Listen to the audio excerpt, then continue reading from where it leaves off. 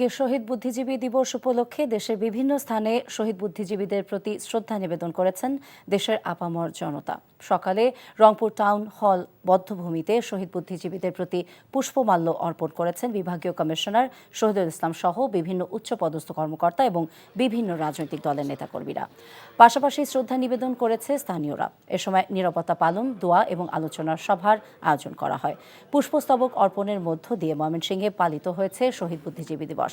এ সময় বিভাগীয় কমিশনার, জেলা প্রশাসন সহ বিভিন্ন দপ্তরের কর্মকর্তা এবং রাজনৈতিক কর্মীরা উপস্থিত ছিলেন।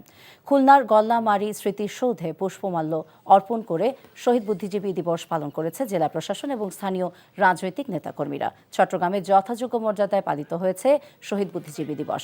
এদিনের শহীদ জাতির শ্রেষ্ঠ সন্তানদের শ্রদ্ধায় স্মরণ করছে বিভিন্ন স্তরের মানুষ। এছাড়া রাজশাহী, মুন্সিগঞ্জ, পাবনা, মেহেরপুর এবং মৌলভীবাজারে পুষ্পস্তবক অর্পণ করে শহীদ বুদ্ধিজীবী দিবস পালন করা হয়।